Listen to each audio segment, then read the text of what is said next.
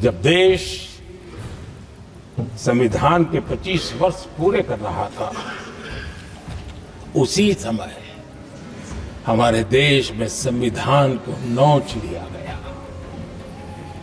Emergency आपातकाल लाया गया और कांग्रेस के माथे पर ये जो पाप है ना, वो कभी भी धुलने वाला नहीं है, कभी भी धुलने वाला। यह सब हिंदुस्तान है।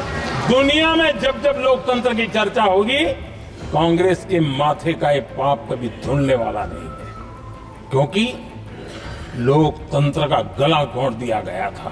कांग्रेस के एक परिवार ने संविधान को चोट पहुंचाने में कोई कोर कसर नहीं छोड़ी। और मैं इसलिए एक परिवार का उल्लेख करता हूं कि 75 साल की हमारी यात्रा में 55 साल एक ही परिवार ने राज किया है। इसलिए देश को क्या क्या हुआ है, ये जानने का अधिकार है। आदरणीय सभापति जी, संविधान के आज 75 वर्ष हो रहे हैं, लेकिन हमारे यहां तो 25 वर्ष का भी महत्व होता है, 50 वर्ष का भी महत्व होता है, 60 साल का भी महत्व होता है। जरा हम इतिहास की तरफ नजर करें कि संविधान यात्रा के इन महत्वपूर्ण पड़ाव का क्या हुआ था।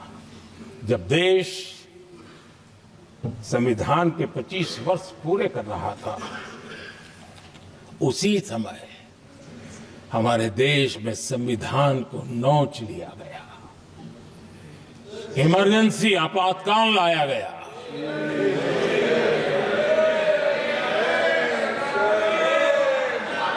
संवैधानिक व्यवस्थाओं को समाप्त कर दिया गया,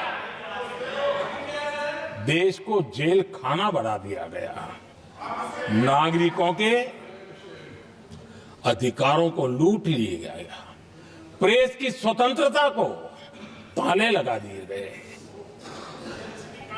और कांग्रेस के माथे पर ये जो पाप है ना, वो कभी भी धुलने वाला नहीं है, कभी भी धुलने वाला। यह सब हिंदुस्तान है। दुनिया में जब जब लोकतंत्र की चर्चा होगी, कांग्रेस के माथे का ये पाप कभी धुलने वाला नहीं है, क्योंकि लोकतंत्र का गला घोंट दिया गया था। भारत के संविधान निर्माताओं की तपस्या को मिट्टी में मिलाने की कोशिश की गई थी। किसी की व्यक्तिगत आलोचना करना नहीं चाहता, लेकिन तथ्यों को देश के सामने रखना जरूरी है और इसलिए मैं तथ्यों को रखना चाहता हूं। कांग्रेस के एक परिवार ने संविधान को चोट पहुंचाने में कोई कोर कसर नहीं छोड़ी है।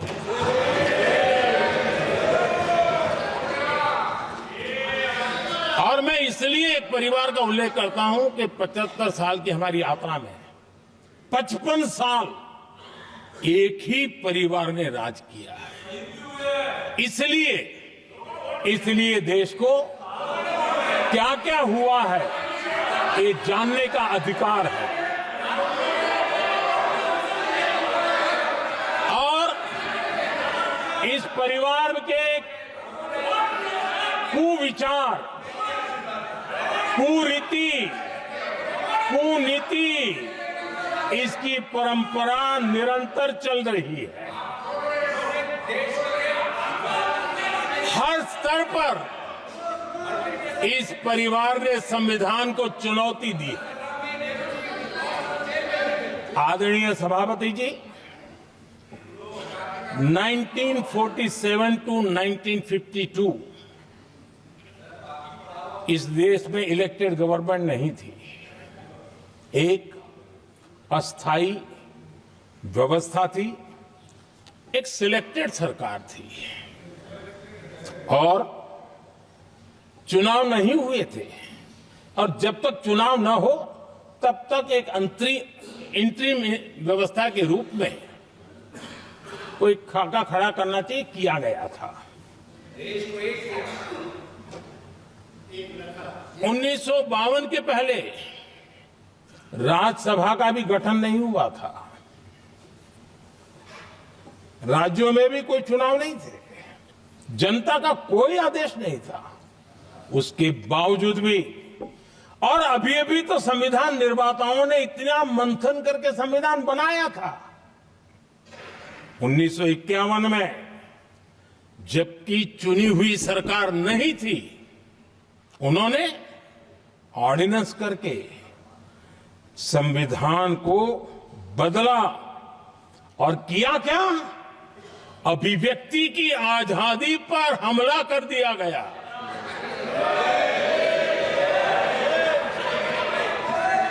और ये संविधान निर्माताओं का भी अपमान था, क्योंकि ऐसी बातें कोई संविधान सभा में नहीं आई होगी, ऐसा नहीं है, लेकिन वहां उनकी चली नहीं। तो बाद में जैसे ही मौका मिला, उन्होंने अभिव्यक्ति की आजादी को, उस पर उन्होंने हथौड़ा मार दिया। और ये संविधान निर्माताओं का घोर अपमान है। अपने मन की चीजें जो संविधान सभा के अंदर नहीं करवा पाए, उन्होंने पिछले दरवाजे से किया, और वो भी चुनी हुई सरकार के वो प्रधानमंत्री नहीं थे, उन्होंने पाप किया था। इतना ही नहीं, इतना ही नहीं, आदरणीय सभापति जी, उसी दौरान उस समय के प्रधानमंत्री पंडित नेहरू जी ने मुख्यमंत्रियों को एक चिट्ठी लिखी थी।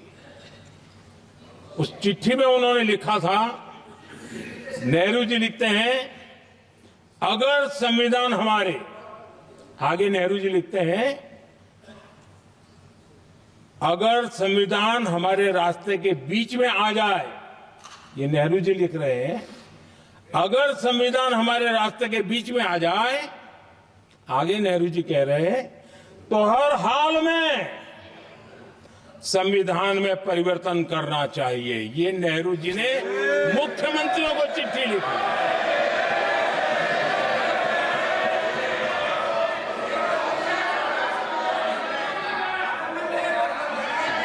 और आदरणीय सभापति जी,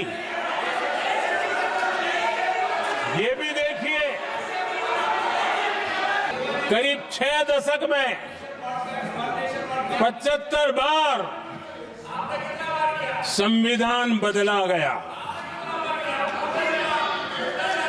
आदरणीय सभापति जी, जो बीज देश के पहले प्रधानमंत्री जी ने बोया था,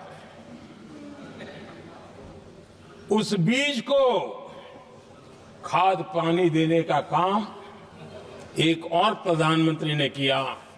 उनका नाम था श्रीमती इंदिरा गांधी।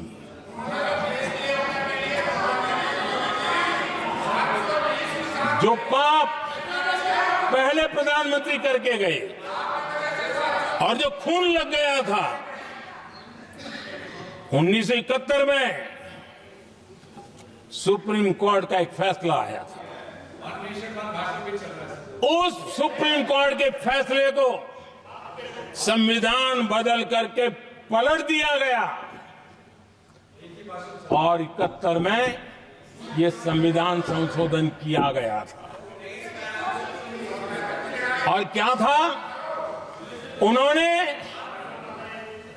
हमारे देश की अदालत के पंख काट दिए थे।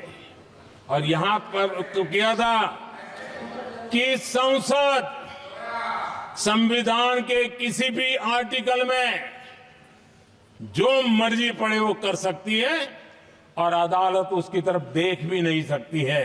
अदालत के सारे अधिकारों को छीन लिया गया था। ये पाप 1971 में उस समय की प्रधानमंत्री श्रीमती इंदिरा गांधी ने किया था।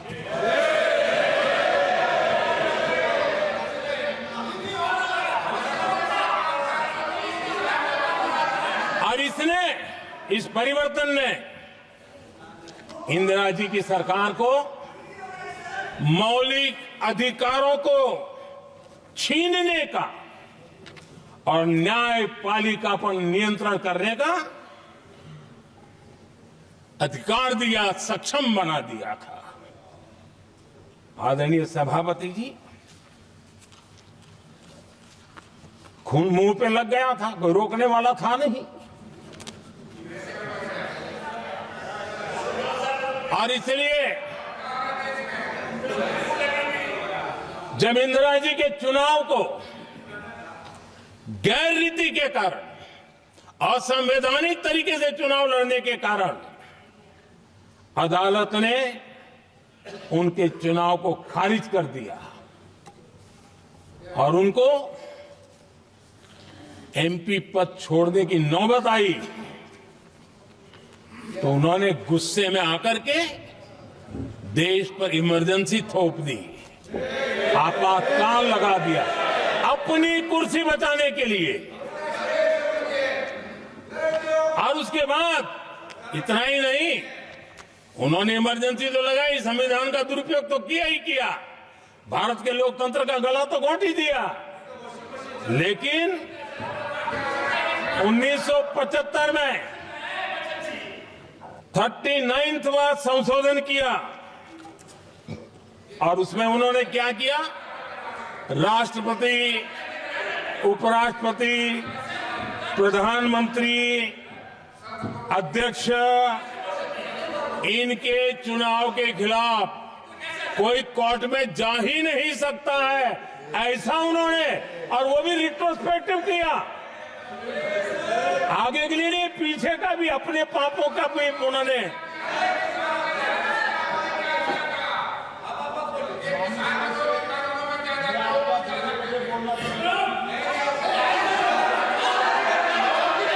आदरणीय सभापति जी, इमरजेंसी में लोगों के अधिकार छीन लिए गए, देश के हजारों लोगों को जेलों में ठूंस दिया गया, न्यायपालिका का गला घोंट दिया गया, अखबारों की स्वतंत्रता पर ताले लगा दिए गए। इतना ही नहीं, कमिटेड जुडिशरी, इस विचार को उन्होंने पूरी ताकत दी। और इतना ही नहीं, जिस जस्टिस एच.आर. खन्ना ने उनके चुनाव में उनको खिलाफ जो जजमेंट दिया था, वो इतना गुस्सा भरा था कि जब जस्टिस एच.आर. खन्ना, जो सीनियरिटी के आधार पर सुप्रीम कोर्ट के चीफ जस्टिस बनने थे, जिन्होंने संविधान के सम्मान करते हुए उस स्पिरिट से इंदिरा जी को सजा दी थी, उन्होंने मुख्य न्यायाधीश नहीं बनने दिया। ये संविधान और लोकतांत्रिक प्रक्रिया नहीं।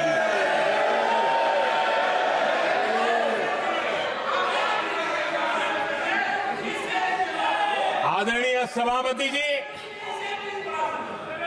यहां भी ऐसे कई दल बैठे हैं जिनके मुखिया भी सारे जेल में हुआ करते थे। ये इनकी मजबूरी है कि वहां जाके बैठे हैं, उनको भी जेलों में ठूस दिया गया था।